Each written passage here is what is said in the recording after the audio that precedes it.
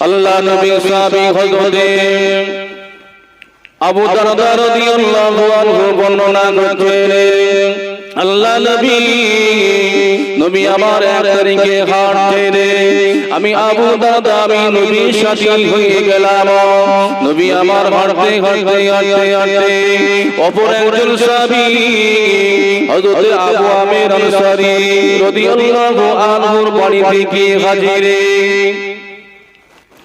ও বাজানেরা জওয়ানেরা যুবকেরা আজকে আমরা এই মাহফিল কেন করব কেন আসবো কেন বসবো বর্তমান সমাজের দিকে লক্ষ্য করলে দেখতে পাওয়া যায় এই মাহফিল হতে দেবে না বলে তারা বাধা দেয় বিভিন্ন রকমের ফতোয়া পড়ায় শুরু করে দেয় না না না না আল্লাহ নবী সাহাবী হযরত আবু আমির আনসারী রাদিয়াল্লাহু আনহুর বাড়িতে গিয়ে হাজির আল্লাহ নবী সেই জায়গায় গিয়ে দেখেন এই রকম আমরা যেমন নবীকে ভালোবেসে নবীকে মহব্বত করে নবীর মাহফিল কায়েম করেছি নবীর সিরাতের মজমা আমরা কায়েম করেছি বাবাজি আল্লাহ নবী সাহাবী হযরত আবু আমির আনসারী রাদিয়াল্লাহু আনহু এই রকম ভাবে আমাদের নবীর শানের মাহফিল কায়েম করেছে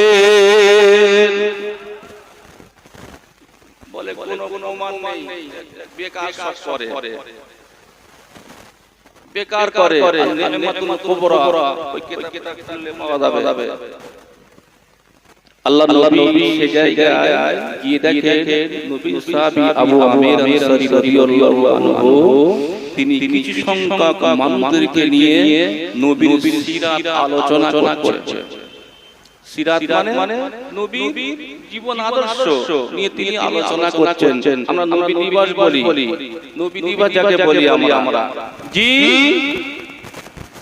আল্লাহ নবী সেই জায়গায় গিয়ে দেখছেন যে নবীর সাহাবী আমার আবু আমির বলে আল্লাহ নবীর সাহাবী আবু আমির আনসারী রাদিয়াল্লাহু আনহু তিনি এমন করে আমার নবীর শান সংকট বর্ণনা করছেন আমার নবীর জন্ম বৃত্তান্ত নিয়ে আলোচনা করেন আমার নবীর শৈশব জীবন আমার নবীর এমন করে বাল্য জীবন আমার নবীর কর্মজীবন নবীর এমন করে নবুয়তি জীবন নবীর এমন করে দিন প্রচারের জীবন কলেমা প্রচারের জীবন নবীর কষ্ট জীবন নিয়ে আলোচনা করছেন আল্লাহ নবী ওই জায়গায় গিয়ে খুশি হয়ে গেলেন নবী আমার এমন করে বলতে লাগলেন রে ও বাবা আবু আমির আনসারী তুমি বলো নসিবওয়ালা তুমি বলো তকদীরওয়ালা কেননা তুমি তোমার নবীকে ভালোবেসে নবীকে মহব্বত করে তোমার নবীর মাহফিল কায়েম করেছো তোমার নবীর এমন করে সিরাত নিয়ে আলোচনা করো আমি রাসূলুল্লাহ জানিয়ে দিলাম আল্লাহ পাক তোমার জন্য রহমতের দরওয়াজা খুলে দিয়েছে নবী আমার এই পর্যন্ত বলে বন্ধ করলেন পরক্ষণে আবার বলতে লাগলেন ও আমার সাহাবী ও আমার সাহাবী আবু আমির তোমার সাথে যারা সাথ দিয়েছে আল্লাহ পাক তাদের জন্য রহমতের দরওয়াজা খুলে দিয়েছেন বলুন সুবহানাল্লাহ ও আল্লাহ নবী আমার দিন দুনিয়ার বাদশা হাবিবুল্লাহ জনাবে মুহাম্মদুর রাসূলুল্লাহ সাল্লাল্লাহু আলাইহি ওয়াসাল্লাম বর্ণনা করতে লাগলেন ও আমার সাহাবী আবু আমির আমি জানিয়ে দিলাম তোমার মতো আমার যে উম্মতি আমাকে ভালোবাসবে আমাকে মহব্বত করবে আমাকে ভালোবেসে মহব্বত করে আমি নবী আমার নামের মাহফিল কায়েম করবে আমি নবী আমার সিরাত নিয়ে আলোচনা করবে আল্লাহ পাক তাদের জন্য রহমতের দরওয়াজা খুলে দেবে আর একটু জোরে বলুন সুবহানাল্লাহ বাবা এই জায়গা থেকে বোঝা গেল এই নবীর সিরাতের মাহফিল নবী দিবসের মাহফিল আছে না নাই বলুন আছে না নাই কথা বলে না তাহলে আমরা যারা করছি কি ভুল কাজ করছি আমরা যে আমরা যারা এই কাজ করছি বা করতে নেমেছি, আমরা কি মারাত্মক অন্যায় কাজ করছি বাবা? না না না না, নিশ্চিত এর মধ্যে ফায়দা আছে, মধ্যে উপকার আছে। এই নবীর মাহফিল করা, নবীর সিরাত আলোচনা করা, আল্লামা রুহুল আমিন সাহেব রাহমাতুল্লাহ আলাইহি লিখেছেন কিতাবের মধ্যে মিলাদে মুস্তাফা, ওই কিতাবের মধ্যে তিনি বলেছেন বর্তমান সময় নবীর আলোচনা, নবীর সিরাত নিয়ে বর্ণনা করা প্রত্যেক মুসলমানদের উপরে ওয়াজিব। যদি বলে সুবহানাল্লাহ। নবীর মাহফিল করলে, নবীর সিরাত আলোচনা করলে আমরা নবীর উম্মত হিসাবে আমাদের অন্তরে নবীর ভালোবাসা, নবীর মহব্বত, নবীর প্রেম জন্মাবে না জন্মাবে বলে? মনে হচ্ছে কথা বুঝতে পারছেন না। নবীর সিরাত আলোচনা করলে নবীর মহব্বত আমাদের অন্তরে বাড়বে না কমবে? বাড়বে। এইটা আমরা বুঝি না, এইটা আমরা বুঝি না। ও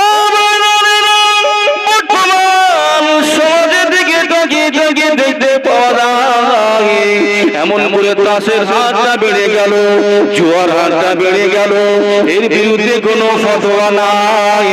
সমাজের দিকে লক্ষ্য করলে দেখতে পাওয়া যায় মদের হাতটা বেড়ে গেল, বন্ধনের সঙ্গে মানুষ এমন করে জড়িয়ে পড়লো, সুদের সঙ্গে জড়িয়ে পড়লো, গান বাজনা বিভিন্ন দিক দিয়ে খারাপি, অন্যায় ভরপুর হয়ে গেল। ও মৌলী সাহেবের ওদিকে কোনো ফতোয়া নাই, ওদিকে কোনো লক্ষ্য নাই, ওদের বিরুদ্ধে কোনো কথা নাই, কোনো ফতোয়া নাই, কোনো লেখা নাই, কোনো বই নাই, কোনো পুস্তক নাই। যারা নবীকে ভালোবেসে, নবীকে মহব্বত করে নবীর মাহফিল করে, এই এদের বিরুদ্ধে যত সব ফতোয়া দিতে শুরু করে। কি গো, তাই না? এখন পর্যন্ত আপনি মোড়ে দেখেন, মোড়ে থেকে মুসলমান অনেক আছে, এমন মুসলমান অনেক আছে তাসের আড্ডা ছাড়ে না। জুয়া, মদ, সুর, বাড়ির নারীদেরকে, আপনার কিনা বিবিদেরকে বন্ধনের সঙ্গে আপনার কিনা 99% জড়িয়ে দিচ্ছে, জড়িয়ে রাখছে। এ মৌলী সাহেবের এদিকে কোনো ফতোয়া নাই, এদিকে কোনো আপনার কিনা প্রতিবাদ নাই। যত প্রতিবাদ আমরা এই মাসটা পড়লে নবীকে ভালোবেসে, নবীকে মহব্বত করে, নবীর নামে মাহফিল কায়েম করি, যত সব ফতোয়া আমাদের বিরুদ্ধে। কেন? হিসাব দিতে হবে বাবা। বাবা একটু আগে আসেন, একটু আগে চলে আসেন না, একটু আগে আসেন, একটু আগে আসেন। হিসাব আমরা দিতে হবে। আমার ভাইরা, আমার জওয়ানেরা, যুবকেরা, পিয়ান বোনেরা, ভুল আমাকে বুঝবেন না। তাহলে এই জায়গা থেকে আমরা বুঝতে পারছি যে কাজ করছি, যে কাজ করতে নেমেছি, নিশ্চিত এর মধ্যে আমাদের কোনো ভুল নাই, অন্যায় নয়। আমাদের মাথা, আমাদের তাজ, ফুরফুরা শরীফের মুজাদ্দিদ দাদা হুজুর রাহমাতুল্লাহ আলাইহি। কি গো, আপনারা ভালোবাসেন তো নাকি ফুরফুরা শরীফ দাদা হুজুর? আরে বাবা, ভাই সাহেব হুজুররা, তারা আওলাদেরা কি করছে না করছে ওটা আমরা দেখব না। আমাদের টার্গেট দাদা হুজুর, আমাদের টার্গেট কি? 5 হুজুর তো নাকি? কি গো বাবা, দাদা হুজুর, 5 হুজুর, বসিরহাটে আল্লামা রুহুল আমিন হুজুর, তিনি তানারা এই সমস্ত মাহফিল করেছেন না করেননি? নবীর সিরাতের মাহফিল করেছেন না করেছেন? তাহলে তারা ভুল করেছেন। এই তানারা কি বোকা ছিলেন কি? তানারা ভুল করেছেন? না না না না না, তানারা ভুল করেননি। তানারা যা করেছেন হাদিস, কোরআন, কিয়াস এর দলিল ভিত্তিক তারা করেছেন। তানারা ভুল করেননি। তানারা যখন ভুল করেছেন আমাদের করার পথ দেখিয়ে দিয়েছে। সেই বলেই তো আজকে আমরা সেই মাহফিল কায়েম করে থাকি। তাহলে আমাদের কোনো ভুল নাই, অন্যায় নাই, দোষ নয়। তাই এই জায়গায় বুঝতে হবে এই মোবাইলে যত ফতোয়া পড়ায় দিক না কেন, বিশেষ করে বাংলাদেশ থেকে বড় বড় আলেমদের খ্যাতি লাভ করেছে তারা এই সমস্ত মাহফিলের চরম বিরোধিতা করে।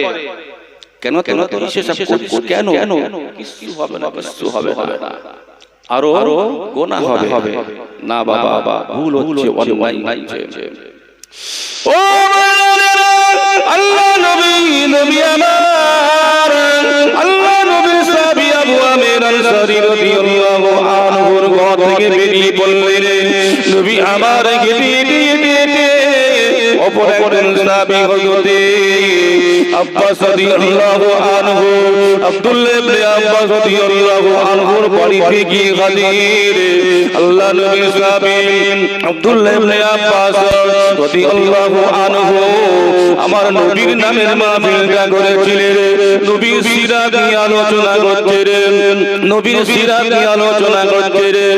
আল্লাহ নবীকে যখনই দেখলেন, নবীকে দেখার সাথে সাথে আল্লাহ নবীর সাহাবী হযরত আব্দুল্লাহ ইবনে আব্বাস রাদিয়াল্লাহু আনহু নবীকে দেখে দাঁড়িয়ে পড়লেন। দাঁড়িয়ে আমার নবীর তাজিমের খাতিরে নবীর শানে সালাম পাঠ করেছিলেন। আর একটু জোরে বলুন সুবহানাল্লাহ। আল্লাহ নবী এমন করে বলতে লাগলেন, আল্লাহুম শাফাআতি। ও বাবা আব্দুল্লাহ ইবনে আব্বাস, তুমি বলো নসিবওয়ালা, তাকদীরওয়ালা, তুমি তোমার নবীকে ভালোবেসেছো, তুমি তোমার নবীকে মহব্বত করেছো, তোমার নবীকে ভালোবেসে মহব্বত করে নবীর নামের মাহফিল কায়েম করেছো, তোমার নবীকে এমন করে তাজিমের সালাম পাঠ করেছো। আমি রাসূলুল্লাহ জানিয়ে দিলাম আল্লাহুম শাফাআতে, কিয়ামতের মুসিবতের দিনে, হাসরের দিনেতে তোমার জন্য শাফাআত করা আমি রাসূলুল্লাহ আমার উপরে ওয়াজিব হয়ে গেল। তাহলে মাহফিল ভালো না কালো? কথা বলে না, এ মাহফিল ভালো না কালো? ভালো ভালো কোথায় গেল? বলে হুজুর কুছ কুছ হতা है, এখন যায়, এখন তবে প্রথম শুরু হয়েছে। দিকে যাওয়া কোনি গিয়ে যখন আসসালামু আলাইকুম বলবে, যাব বলবো, বিরানি বা যা তাবারা হচ্ছে লেবু আর পালিয়ে আসবো। অত সোনা মোনা দরকার নেই, অত সময় নেই বাবা। এই জায়গায় আসলে তাবারও পাওয়া যাবে তো নাকি? কি গো, আমাদের টার্গেট থাকতে হবে, তাবারও নয়, বিরিয়ানি নয়, খাওয়া নয়, টার্গেট থাকতে হবে যে নবীকে পাবো। ও জায়গায় বসবে, নবীর মহব্বত হবে, নবীর প্রেম অন্তরে আসবে। নবী ছাড়া আল্লাহ পাক কিছু করেননি আর আগামীতে করবেন না। আল্লাহ রাসূলের সাহাবী, নবীর সাহাবীদের জাবের রাদিয়াল্লাহু আনহু বর্ণনা করছেন, আমি এক তারিখে আল্লাহর রাসূলকে প্রশ্ন করলাম, ইয়া রাসূলুল্লাহ, হাবিবাল্লাহ, হুজুর, আমার পিতা আপনার কদমে কুরবান, আপনি বলুন আপনি কবে থেকে নবী? আপনি কবে থেকে নবী? আল্লাহ রাসূল আমাদের নবী বলতে লাগলেন, বাবা জাবের শোনো, তোমার আদি পিতা হযরত আদম আলাইহিস সালামকে আল্লাহ পাক যেদিনে কাদার পানি, মাটি আর পানি একত্রিত করেননি, তার আগে থেকে আল্লাহ পাক আমাকে নবী রূপে গ্রহণ করে নিয়েছেন। বলুন সুবহানাল্লাহ। রাসূল বর্ণনা করছেন, বাবা জাবের, তোমার পিতা আদম আলাইহিস সালামের মানে তৈরির 14,000 বছর আগে আল্লাহ পাক আমাকে নবী রূপে বরণ করে নিয়েছেন। বলুন সুবহানাল্লাহ। আল্লাহ পাক প্রথমে আসমান তৈরি করেননি, জমিন তৈরি করেননি, চাঁদ তৈরি করেননি, গ্রহ নক্ষত্র পাহাড় পর্বত নদিয়া কথায় কুল কায়নাত কিছুই সৃষ্টি করেননি বাবা। জান্নাত সৃষ্টি করেননি, জাহান্নাম সৃষ্টি করেননি, লৌহে মাহফুজ কলম কিছুই সৃষ্টি করেননি। আল্লাহ নবী বর্ণনা করতে লাগলেন, বাবা যাবেন, আল্লাহ পাক সর্বপ্রথমে তোমার নবীর নূর মোবারককে তৈরি করলেন। নূর মুবারককে তৈরি করলেন। তাহলে আমাদের নবীর পাওয়ার আছে না নাই? জি, যে নবী ছাড়া আল্লাহ পাক কিছু করেননি, সেই নবী ছাড়া আল্লাহ পাক কিছু করবেন না। সেই জন্য করে তো আল্লাহ পাক বলেই দিলেন, কুল ইন কুনতুম তুহিব্বুনাল্লাহ ফাত্তাবিউনি ইউহিব্বুকুমুল্লাহ। হে আমার হাবিব, আপনি জানিয়ে দিন আপনার কোন উম্মত যদি আমি আল্লাহ পাক আমাকে ভালোবাসতে চায়, সে যেন সর্বপ্রথমে আপনাকে ইত্তেবা করে, অনুসরণ অনুকরণ ভালোবাসে। আপনাকে ভালোবাসা মানে ভালোবাসলে আমি আল্লাহ পাক আমাকে ভালোবাসা হবে। জোরে বলবেন না বাবা? আজকে আমরা এই জায়গায় এসেছি, বসেছি কার উদ্দেশ্যে? কি গো, কিসের আশায় এসেছি? খাবারের আশা কি? না না না না, নবীকে পাবো, নবীকে একটু মহব্বত করব, নবীকে ভালোবাসবো, তাই তো নাকি? নবীকে ভালোবাসলে আল্লাহ পাককে ভালোবাসা হবে, আল্লাহ পাককে ভালোবাসা হলে আমার আল্লাহ পাক পরে আবার জানিয়ে দিলেন, ইয়াগফিরু লাকুম যুনুবাকুম আল্লাহু গফুরুর রহিম। আমি আল্লাহ পাক, আমার নাম গফফার, আমি আল্লাহ, আমার নাম গফুর, আমি আল্লাহ, আমার নাম রহমান, আমার নাম রহিম। এ নামের ওসিলা করে ওই সমস্ত আমার ভালোবাসনেওয়ালা নবীরে উম্মতি দিগদেরকে জীবনের গুনাহগুলো মাফ করে দেব। ও বাজানেরা, ও জওয়ানেরা, ও যুবকেরা, মুরব্বিয়ান গণেরা, আমাদের নবীর কত পাওয়ার, আমাদের নবীর কত সম্মান। আজকে আমরা কোন নবীকে ভালোবেসেছি, কোন নবীকে মহব্বত করে এই নবীর মাহফিলে আমরা এসেছি। নবীর মাহফিলের জন্য আমরা টাকা দিয়েছি, চাল ডাল যে যেমন পেরেছি তেমন দিয়েছি, যে যেমন সামর্থ্য অনুযায়ী সে তেমন ভাবে নবীর মাহফিলের জন্য দান করেছি। বাবা, নবীর মাহফিলের জন্য দান করলে অনেক সওয়াব, অনেক নেকি হয়, অনেক সওয়াব, অনেক নেকি হয়। বাবাজি, আমাদের নবীর পাওয়ার, আমাদের নবীর সম্মান, আমাদের নবীর পাওয়ার, নবীর সম্মান কতটা দিনে রেখে দিয়ে আল্লাহ পাক এমন করে আমাদের আদি পিতা হযরতে আদম আলাইহিস সালামকে তৈরি করলেন। বাবা, নবী আদমকে একটা ঘরের ভিতরে শুইয়ে দিলেন। নবী আদম যখন ঘরের ভিতরে শুয়েছিল, নবী আদমের ভিতরে এমন করে নবী আল্লাহ পাক এমন করে ওই জানটা, রূহটা যখন দিয়েছিলেন, ওই রূহটা দেওয়ার সাথে সাথে ওই রূহটা ভিতর থেকে ঘুরে আবার বেরিয়ে আসলো। ওই রূহটা নবী আদমের ঘরের ভিতরে থাকতে পারে না, কেননা নবী আদমের দেহের মধ্যে অন্ধকার অন্ধকার অন্ধকার থাকার কোন লাইন নাই। বেরিয়ে আসে, আবার দেয়া হলো, আবার বেরিয়ে আসে, দেয়া হলো, আবার বেরিয়ে আসে। এমন সময় আমাদের নবীর নূর মোবারক, আমাদের নবীর নূর মোবারক নিয়ে নবী আদমের দেহের ভিতরে প্রবেশ করালেন। তারপরে নবী আদমের আত্মাটা, নবী আদমের রূহটা এমন করে দেহের ভিতরে দিয়ে দেওয়া হলো। দেখতে পাওয়া যায় নবী আদমের ওই রূহটা দেহের ভিতরে বসে গেল। যখনই দেহের ভিতরে প্রবেশ করলো, নবী আদম আস্তে আস্তে হাত নাড়তে লাগলো, পা নাড়তে লাগলো, দেহের অঙ্গ প্রত্যঙ্গগুলো এমন করে নড়তে লাগলো। নবী আদম উপরের দিকে চোখ মেলে তাকিয়ে দেখছেন, উপরে লেখা আছে মিম হে মিম দাল মুহাম্মদ। জোরে বলবেন না সুবহানাল্লাহ? লা ইলাহা ইল্লাল্লাহু মুহাম্মাদুর রাসূলুল্লাহ সাল্লাল্লাহু আলাইহি ওয়াসাল্লাম। নবী আদম আল্লাহকে সওয়াল করেছিলেন যে আল্লাহ আপনার কলেমা, আপনার নাম লা ইলাহা ইল্লাল্লাহ, পাশে আবার লেখা আছে মুহাম্মাদুর রাসূলুল্লাহ, ওটা আবার কে? ওটা আবার কে? জান্নাতের মধ্যে নবী আদমকে যখন দাখিল করলো, আল্লাহ পাক এক তারিখে ইলহাম মাধ্যমে নবী আদমকে ডাকছেন, ইয়া আবা মুহাম্মদ। জোরে বলুন সুবহানাল্লাহ। ইয়া আবা মুহাম্মদ, অর্থাৎ হে মুহাম্মাদের পিতা। নবী আদম বলছেন, আল্লাহ এই মুহাম্মাদের পিতা বলে আমাকে ডাকছেন, মুহাম্মদ কে? নবী আদম আসমানের দিকে তাকিয়ে তাকিয়ে দেখছেন আল্লাহর নামের সঙ্গে একটা নাম জোড়া লাগানো, সেটা হলো মুহাম্মদ। আল্লাহ ওই মুহাম্মদটা কি একবার বলুন।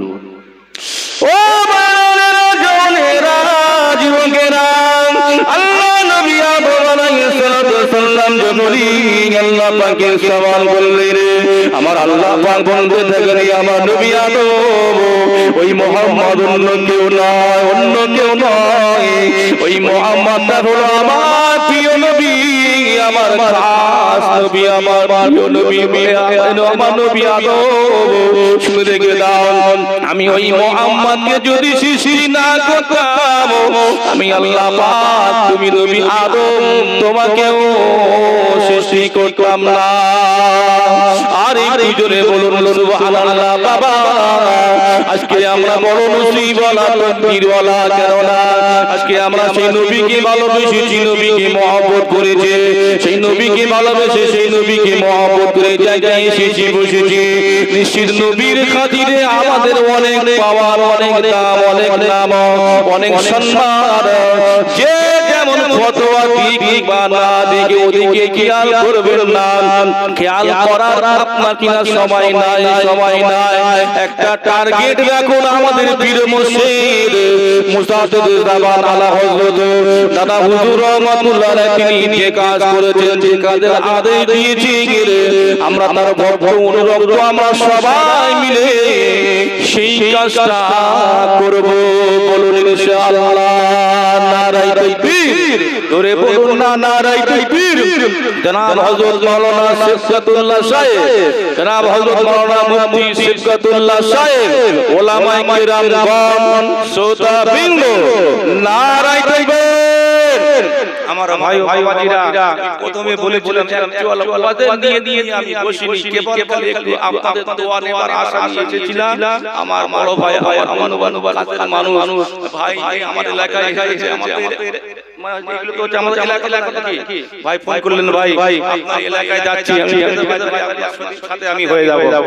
রাস্তা দিয়ে ভাইয়ের গাড়ি চলে আসলাম, যা মোটামুটি খেদমত এটুকুই ছিল, দোয়ার একটু আশা ছিল, আপনারা দোয়া দেবেন, আল্লাহ কবুল করুক। ভাই আমার ভাই খুব যোগ্যতাপূর্ণ আলেম, তিনি খুব ব্যস্ততা মানুষ, ব্যস্ততার ভিতর থেকে আপনাদের কাছে আমাদের মাঝে এসেছেন। আপনারা খুশি না বেজার? এই কেমন খুশি, একবার তাকবীর দেন তো, নারায়ে তাকবীর। এটা খুশি তাকবীর, খাওয়া তাকবীর হচ্ছে, কি খাওয়া বিরিয়ানি বলে হুজুর দিয়ে দেন না, ছেড়ে দেন না, চলে যায়। ইনশাআল্লাহ দেওয়া হবে, আপনারা খাবেন মন ভরে। নবীর মাহফিলে এসেছেন, নিশ্চয়ই আমরা খুশি করে, নবীর আগমনের মাসে আমরা এসেছি, আমরা খুশি করে খাবো।